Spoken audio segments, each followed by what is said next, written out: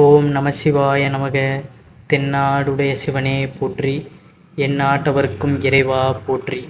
நாம் வாழும் அந்த வீடை பார்த்தீங்கன்னா எப்பொழுதுமே கோவில் போன்று நம்ம நினைத்து கொண்டு அந்த இடத்துல இருக்கும் பொழுது தான் நம்ம வீடும் சரி நாமளும் எப்பொழுதுமே சுபிட்சமாக இருப்போம் அப்படிங்கிறது.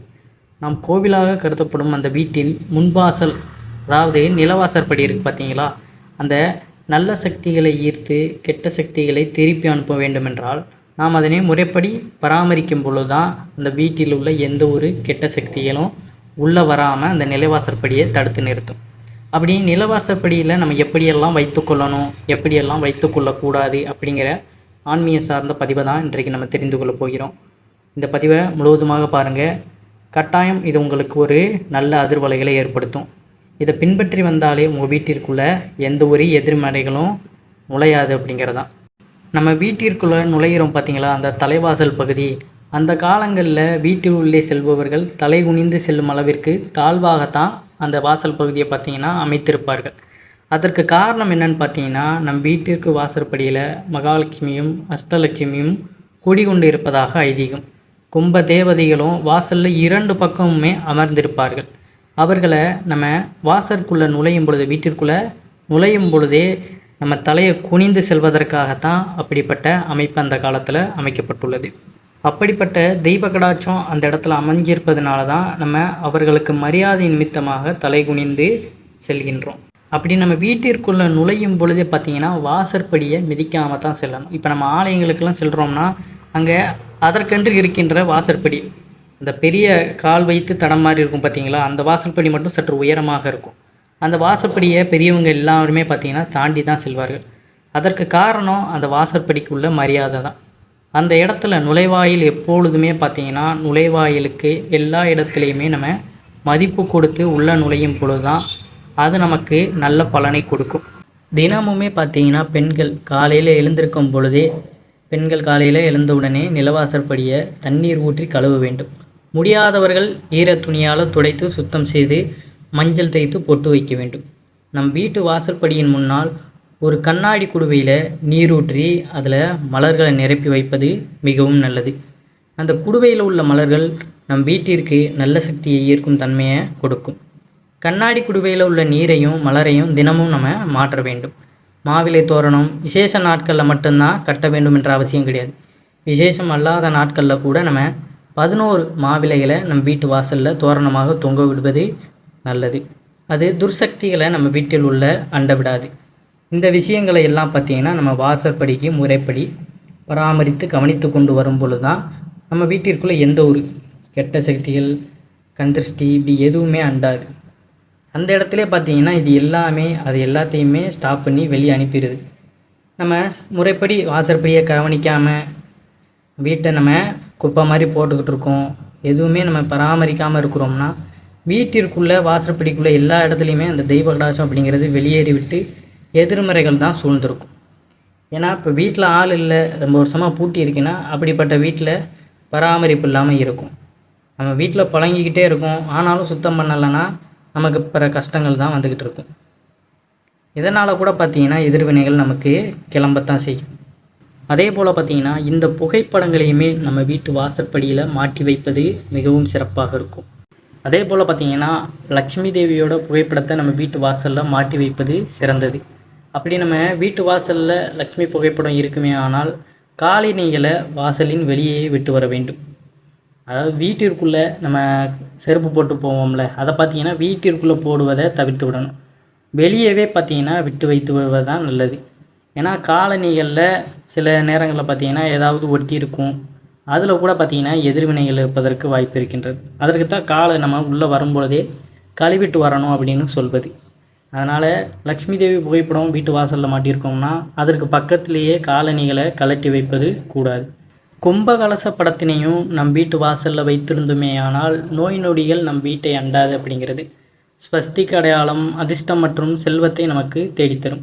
அதே போல் பார்த்திங்கன்னா கந்திருஷ்டி விநாயகரையும் நம்ம வீட்டு வாசப்படியில் மாட்டி வைப்பது, மற்றவர்கள் ஏதாவது எதிர்வினைகள் நமக்கு பிடிக்காதவர்கள் வீட்டிற்குள் வந்தாலுமே அந்த பிள்ளையாருடைய புகைப்படத்தை பார்த்து கொண்டு வரும் பொழுது அந்த திருஷ்டியெல்லாம் அங்கேயே கழிந்து விடுகிறது.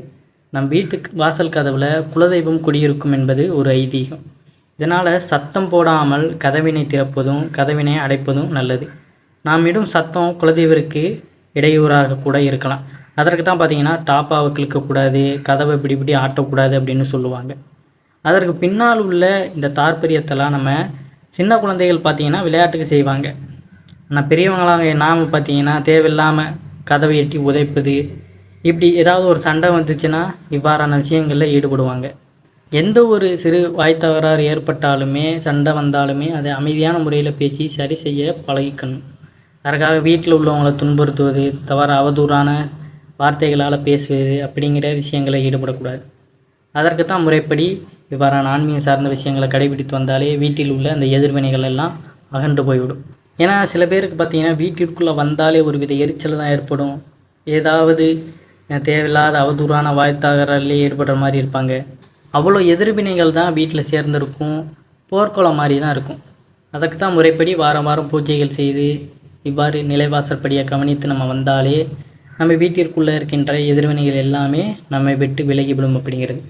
வீட்டிற்குள்ளே நம்ம வந்து நம்ம ஏதாவது தேவையில்லாத விஷயங்களை கேட்டால் கூட அதை அமைதியான முறையில் இப்படி சரி செய்யணும் அப்படிங்கிறது தான் நம்மளுக்கு சிந்தனை வரும். உடனே அதுக்கு ஆத்திரப்பட்டு நம்ம ரியாக்ட் பண்ணணும் அப்படிங்கிற அந்த ஒரு விஷயம் நமக்குள்ளே ஏற்படாது. அதற்கு தான் வீட்டிற்குள்ளே எப்பொழுதுமே நேர்மறை ஆற்றல்களை அதிகப்படுத்தி கொண்டே இருக்கணும். நல்ல விஷயங்களை பேசணும், நல்ல பூஜை முறைகளை செய்யணும். தினமுமே சுறுசுறுப்பான அந்த ஈடுபாடோடு நம்ம இருக்கணும். நிலவாசற்படியில் பார்த்திங்கன்னா நம்ம சில விஷயங்களையும் நம்ம அறியாமலே செய்து கொண்டு தான் இருப்போம். அதையுமே நம்ம செய்வது தவிர்த்து விடுவது நல்லது. சிலர் பார்த்திங்கன்னா நிலவாசற்படியில் நின்று கொண்டு தும்முவது, தலை வைப்பது, படுப்பது, இப்படி வாசற்படியின் மேலே அமர்வது, வாசலில் அமர்ந்து கொண்டு மற்றவர்களை பற்றி குற்றம் பேசுவது, புறம் பேசுவது இப்படின்னு இருப்பாங்க. அதே போல் நகம் கடிப்பது, இப்படி தவறான விஷயங்களை அந்த இடத்துல நம்ம செய்யக்கூடாது. இது துர்தேவதைகள் நாமே வீட்டிற்குள்ளே அழைப்பதற்காக சமமாகும். அதாவது மூதேவி வாசம் அப்படிங்கிறது நம்ம வீட்டிற்குள்ளே ஏற்படும். மூதேவி வாசம் ஏற்பட்டால் நமக்கு என்ன ஆகும்? நம்மக்கிட்ட இருக்கின்ற செல்வங்கள் எல்லாமே போய் துன்பங்கள் தான் நமக்கு பெருகும். அதற்கப்புறம் வீட்டிற்குள்ளே சண்டை சச்சரவுகள் இவ்வாறான விஷயங்கள் ஏற்படும். அதனால் மேற்கூறிய அந்த விஷயங்களையுமே நிலவாசப்படியில் நிறுந்து கொண்டு நம்ம செய்வதை தவிர்த்து விடணும். அதற்கென்று நேரங்காலம் இருக்குது. இப்போ நகை வெட்டுறது பார்த்திங்கன்னா சில பேர் கண்ட இடத்துல அப்படியே கடிச்சு துப்புவாங்க. இது நிறைய விதத்தில் நமக்கு தத்திரத்தை தான் ஏற்படுத்தும். அது காலையில் எந்திரிக்கிறோம், குளிக்கிறதுக்கு முன்னாடி பார்த்திங்கன்னா இல்லை குளிச்சிட்டுக்கப்புறம் கூட பார்த்திங்கன்னா ஒரு ஓரமாக நம்ம உட்காந்து அந்த நகத்தை எல்லாமே சேகரித்து அதை நம்ம வெட்டி போட்டு விட்டுடலாம். நகத்தை கண்ட இடத்துல நம்ம பார்த்திங்கன்னா வாயால் கடிச்சு அப்படி துப்புவது அப்படிங்கிறது ரொம்ப ஒரு தரித்திரமான செயல். அதையும் நம்ம மனதிற்குள்ளே ஞாபகம் வைத்துக்கொள்ளணும். அதே போல் மாலைகள் தோரணங்கள் கட்டுவதற்காக அடிக்கப்படும் அந்த ஆணியானதை பார்த்திங்கன்னா அந்த வாசற்படியோட அந்த கட்டைகளில் நம்ம அடிக்கக்கூடாது. அந்த சுவர் இருக்கும் பார்த்திங்களா, அந்த சுவற்றில் தான் நம்ம தள்ளி அடிக்கணும். அதுவே போல் வெளியில் சென்று விட்டு வருபவர்கள் கை கால்களை கழுவாமல் வாசற்படிக்குள்ளே நுழையவே கூடாது. செருப்பு போட்டு வந்தாலுமே பார்த்திங்கன்னா நம்ம கை கால்கள் முகங்களை நல்லா அலம்பி விட்டு தான் வீட்டுக்குள்ளே வரணும். அங்கே உள்ள தூசுகள், எதிர்வினைகள், கண்ணுக்கு தெரியாத கிருமிகள் கூட நம்ம உடம்புல ஒட்டி இருக்கும். அதே போல் நம்ம கை கால்கள் எல்லாமே பார்த்திங்கன்னா வெட்ட வெளியாக இருக்கும், நம்ம யூஸ் பண்ணிக்கிட்டு இருப்போம். உடுத்திய ஆடைகளையுமே பார்த்திங்கன்னா அந்த அழுக்கான ஆடைகளை எடுத்து அதற்கென்று இருக்கிற இடத்துல நம்ம போடணும். சில பேர் பார்த்திங்கன்னா அப்படியே கழட்டி வீசிடுவாங்க.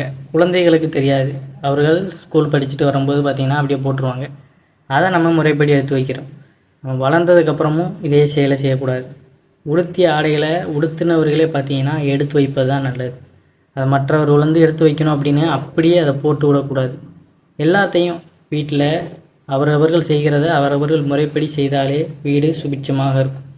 அதனால் அந்த மாதிரியான ஆடைகளையும் நம்ம முறைப்படி அந்த அழுக்கு சேர்ந்து வச்சுருப்பாங்க பார்த்திங்களா, அந்த இடத்துல போட்டுடும். இப்போ நம்ம சும்மா தூக்கி கொடியில் போடுறோம், இல்லை நம்ம தூங்குகிற பகுதியில் இப்படி இந்த அழுக்குகளை போடும் பொழுது அதில் உள்ள இந்த கெட்ட கிருமிகள், எதிர்வினைகள்லாம் அதே இடத்துல படர்ந்துடும். அப்போ இதனால் கூட பார்த்திங்கன்னா நமக்கு ஒரு வித தரத்திரம் உண்டாகும். அதையும் இந்த பழக்கத்தையும் நம்ம முறைப்படி செய்யணும். அந்த காலத்தில் நம்மளுடைய முன்னோர்கள் பார்த்திங்கன்னா குழந்தைகள் முதல் பெரியவர்கள் வரை வாழும் நம் வீடானது நோய் நொடி அண்டாமல் இருக்க இதனை நம் முன்னோர்கள் செய்து வந்துள்ளனர். இந்த காலத்தில் இது சாத்தியமில்லை என்றாலும் இதுவே சிறந்தது. இப்படி நம்மால் கடைபிடிக்கப்படும் சின்ன சின்ன வழிமுறைகள் நம் வீட்டை புனிதமடைந்து அது கோவிலாக மாறுவதற்கு வழிவகை செய்யும். அதனால் அந்த காலத்தில் செய்தாங்க, இந்த காலம் மாறிடுச்சு, இப்போ எல்லாமே பார்த்தீங்கன்னா எல்லாம் ஸ்டைலு ஃபேஷனாக மாறிட்டாங்க. அப்படிங்கிற பட்சத்தில் இதெல்லாம் நம்ம செய்வது கிடையாது அப்படின்லாம் இருக்கக்கூடாது. எந்த காலம் ஆனாலும் பார்த்தீங்கன்னா நோய் நொடி இல்லாத வாழ்க்கையை வாழணும்னா இவ்வாறான விஷயங்களை நம்ம முறைப்படி கடைபிடித்தால் தான். ஏன்னா இப்போ உள்ள காலத்தில் பார்த்தீங்கன்னா பிறந்த குழந்தையிலிருந்தே எப்போ வளர்ந்துக்கிட்டு வர்ற குழந்தை எப்படி ரொம்ப நோய்வாய்ப்பட்டு எப்படி எந்த நேரத்தில் உயிர் இதாகும்னே தெரியாத அளவுக்கு அனைவருமே துன்பப்பட்டு கொண்டு தான் இருக்கின்றனர். அதற்கு காரணம் என்ன? முறைப்படி குழந்தைகளை கவனிக்காமல் இருப்பது, வீட்டை கவனிக்காமல் இருப்பது, எல்லாமே இழந்ததுக்கப்புறம் போயிருச்சே அப்படின்னு சொன்னால் அதில் எந்த ஒரு பலனுமே கிடையாது. முறைப்படி நம்மளுடைய பெற்றோர்கள் எப்படி வாழ்ந்து நல்ல முறையில் நம்மளை வாழ வைத்தார்களோ அதே போல் அதே முறையை நாமளுமே கடைபிடித்து வாழ்ந்து வருவது தான் சிறந்தது. கிடைக்கும் நமக்கு. இப்போ அடுத்தவர்கள் வாழ்கிறாங்க, பெருசாக வாழ்கிறாங்க, அப்படி இப்படி வாழ்கிறாங்க, அதை பார்த்து நம்ம கவலைப்பட தேவையில்லை. நமக்கானது நமக்கு வந்து சேரும். நாம் நம்மளுடைய வேலையை பார்த்துட்டு நம்ம பாட்டுக்கு போய்கிட்டு இருந்தாலே போதும் தான். ஏன்னா எவ்வளவு தான் நம்ம இந்த ஆசைகளுக்காக அப்படி வாழலாம் இப்படி வாழலான்னு அந்த ஆசைகளை நினைத்தாலுமே அந்த இடத்துல போயிட்டோம்னா இதெல்லாம் நமக்கு ஒன்றுமே கிடையாது. இப்போ இந்த இருக்கின்ற வாழ்க்கை நமக்கு வெறுப்பாக இருக்கும். இன்னும் கொஞ்சம் மேலே போனோம்னா அந்த வாழ்க்கை நமக்கு புதிதாக இருக்கும். கொஞ்ச நாள் கழித்து அதுவுமே நமக்கு போர் அடிச்சிடும். அதனால் எதுவுமே நிரந்தரம் இல்லை அப்படிங்கிறத மட்டும் நினைவில் வைத்துக்கொண்டு இருக்கின்ற இந்த ஒரு வாழ்க்கையை நம்ம சந்தோஷமாக வாழணும். அதற்கு இவ்வாறான விஷயங்கள் நமக்கு நல்ல பலன் கொடுக்கும். நோய் நொடி அண்டாமல் நம் வீட்டில் உள்ளவர்களும் சரி நம்ம வீடும் எப்பொழுதுமே சுபிட்சமாக இருக்க இதை கடைபிடித்து கொண்டு வாருங்கள். நம்மளுடைய முன்னோர்கள் கடைபிடித்து வந்த எல்லா வழிவகைகளும் நமக்கு இன்றுமே உதவிகரமாகத்தான் இருக்கும். பழைய வீட்டிற்குள்ளே நம்ம போனாலே பார்த்திங்கன்னா நல்ல ஒரு அதிர்வலைகள் இருக்கும். அந்த காலத்தில் வாழ்ந்தவர்கள் கூட இன்றுமே அதே முறையை பின்பற்றி கிராமப்புறங்களை வாழ்ந்து கொண்டு தான் இருக்கின்றனர். ஆனால் இப்போ காலத்தில் நிறைய பேர் இளம் வயதிலேயே நிறைய துன்பங்களுக்கு ஆளாகப்படுகிறார்கள். காரணம் என்ன? அவர்கள் அந்த வெளிநாட்டு வாழ்க்கை முறையில் விழுந்து தேவையில்லாத நாகரிகமற்ற செயல்களில் ஈடுபடும் பொழுது தான். அதனால் முறைப்படி நம்மளுடைய முன்னோர்கள் வழியிலேயே நம்ம வாழ்ந்து வருவது தான் சிறந்தது. இறை நம்பிக்கையை நமக்குள்ளே ஏற்படுத்தி கொள்ளணும். ஒவ்வொரு முன்னோர்கள் நம்மிடம் சொல்லி வந்த விஷயங்களையுமே கடைபிடித்து வருவது நல்லது. அதில் ஆன்மீகமும் இருக்குது, அறிவியலும் இருக்குது. அப்படிங்கிறத நம்ம புரிந்து கொண்டாலே போதுமானது தான். இதை கடைபிடித்து வாருங்க, வாழ்க்கை வளமாக இருக்கும். பெண்கள் தினமுமே நிலவாசற்படியை சுத்தம் செய்யுங்க, வீடு சுபிட்சம் பெறும். அனைவரும் என்றும் இறையருள் பெற்று நலமுடன் வாழ வேண்டும். நன்றி, வணக்கம். ஓம் நம சிவாய நமக.